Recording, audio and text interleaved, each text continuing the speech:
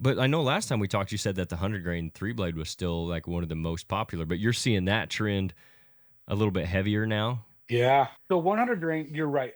The 100 grain tracked really high for a long time. It is still in the top 10, Mm-hmm. but I'm seeing guys, especially even in the Western states, go up, which I love to see, right? Like, I think they're starting to get that whole side of like, yeah, I can shoot 125 and 150 out to 70. I Yeah. can shoot 125 out to 60 and still be accurate. Mm-hmm. I can send that.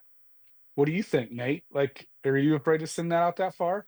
I've always liked light. I really have. Okay. Okay. That's why I picked out those hundreds. For sure. Okay. I've always liked light. I know there's a whole lot of guys who are going heavy arrow, but I don't know. I've always liked Dude, just as I'm light not as I can saying be. ranch very heavy, Yeah, right? yeah. I'm not going down that track with you. What I'm saying is between, so are you at 420 I'm on your about arrow build? 450, 455. Okay. What's it look like to go 125, then you have a bleeder, and It then you're shooting 475, it would not amount to 480? that many feet per second. I know it wouldn't. You know. Yeah, exactly. I Exactly. That's what I'm getting at. Yeah. Yeah, I know it wouldn't. But I just, man, I don't know why. I've always wanted to get light and try to go fast, you know. But anyway, if I'm missing them, it still doesn't matter, right? See, with that 125 last year and you were a It little would high, It it would would have have dropped right right dropped. in. Probably dropped him like a bad habit too. Yep. Yeah, it would, you probably would have spined him and it just been, Yep. It'd have been over with. Yeah. That's with the bows too nowadays, though. I do feel like you can get away with a little bit more weight too, because you don't have to sacrifice even like a smooth draw to go a little bit higher poundage.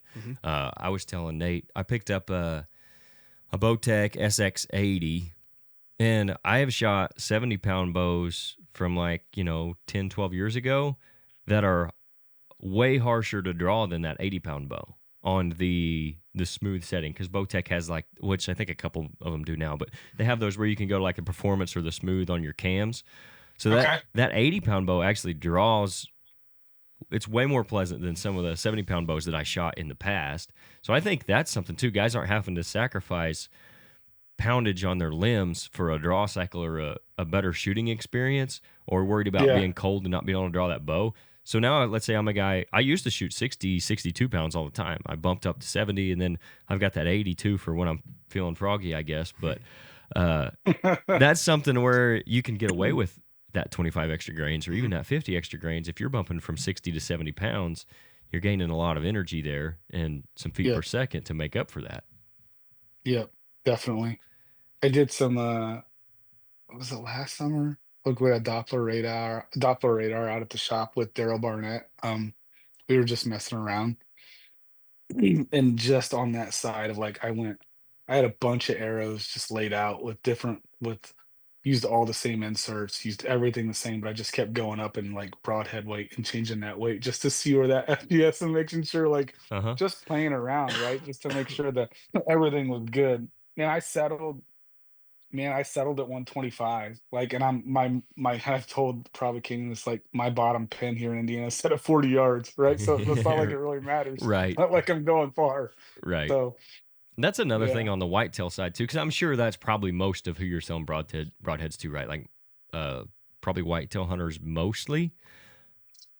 I would say that, yeah, but like I said, like man, the Western hunters are picking up. Like Yeah. Utah, like I was surprised last year. I'm like, Really? holy smokes! Like, yeah, we're picking up a lot out there, Yeah, but and even in Oregon and Washington, and probably that's more because of the talking head out that way, right? He right, likes our stuff. Yeah, right. yeah, which I appreciate.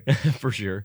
I Yeah, I do like a little bit heavier. Like I'm 525-ish because I'm hunting. I'm like 40 yards and in. You know what I mean? Like what you're okay, saying. For shooting, I know my spots. I'm shooting. I don't know. There's places I can shoot over 40 yards, and I can do it. But I also know that 90% of my shots are going to be 40 yards and in, so I can go a little bit heavier. I'm not worried about it. You know what I mean? And I think maybe there's a lot of that too with the weight, but definitely it's gained a lot of traction within like the influencers too. It seems like going with a heavier arrow weight, which has to have quite a bit to do with it, I'd think. I totally agree with that. Yeah, Yep. And for us in the shop, like whether you're 100 grain or whether you're 200 grains, I don't want to change your mind. I want to know what your yardage is. Like, are you shooting a buffalo at 20 yards Right. and your pH says that you have to have a 700 grain arrow? Okay, that makes sense. Like, or are you shooting an elk and you want to reach out to 80 and you want to shoot at 375? Mm-hmm. Okay, I know what you have to have up front, Mm-hmm. right? It's that instance of like I don't I want to talk more like, okay, what's your yokel? Okay, like are you matching that? Okay, like why are you doing that backwards? Like that doesn't make sense to me. Do you understand? Like, have you noctuned? Well, have you paper tuned? Like, let's get there because I want to make sure that that bow is performing as well as it is before you stick the sharp pointy thing on the end.